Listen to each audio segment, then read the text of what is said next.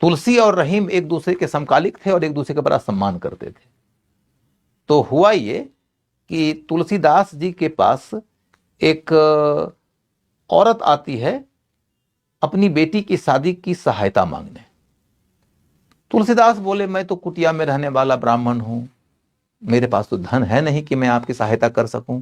सच में तुलसीदास जीवन भर गरीब रहे। तो उस स्त्री ने कहा कि मैं जानती हूं कि आपके पास देने को पैसे नहीं हैं, लेकिन यदि आप अनुशंसा कर देंगे तो आपके द्वारा की गई अनुशंसा के आधार पर, मैंने पैरवी के आधार पर, रहीम हमको सहायता देंगे। रहीम कौन थे? आप जानते हैं कि रहीम एक महान कवि थे, लेकिन साथ ही साथ रहीम अकबर के मानस पुत्र थे और अवध के इलाके के गवर्नर थे, सूबेदार थे, और तुलसीदास की बड़ी इज्जत करते थे। तो रहीम के नाम की अनुशंसा कर दिया तुलसी जी ने। फिर वो औरत जाती है, औरत ने मांग किया धन की, रहीम ने पैसे दे दिए। तुलसीदास के पास में आकर महिला धन्यवाद देती है कि आपके कारण मेरी बेटी की शादी हो जाएगी। तो तुलसीदास पूछते हैं कि ठीक है, पैसा तो वो दे ही दिए होंगे, आप मुझे बताओ कि उनका व्यवहार कैसा था।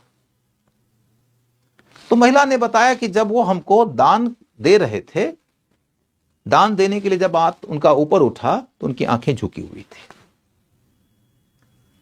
तब तुलसीदास ने एक पत्र लिखा रहीम को कि ऐसी नेकी दान की कित सीखे हो सैन, ज्यों ज्यों कर ऊपर करे त्यों त्यों नीचे नैन।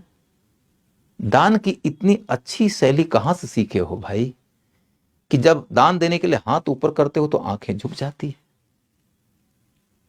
तो फिर रहीम ने जवाब दिया कि आप तो गोस्वामी तुलसीदास हैं, आप क्या नहीं जानते हैं, लेकिन आपका आदेश हुआ है तो मैं जवाब दे देता हूं। और जवाब यह है कि मैं इस बात को समझता हूं कि देनहार कोई और है जो भेजत है दिन रैन। देने वाला तो कोई और है जो दिन रात भेजता रहता है मेरे माध्यम से। देनहार कोई और है जो भेजत है दिन रैन, लोग भरम मोह को करे ताही नीची नैन।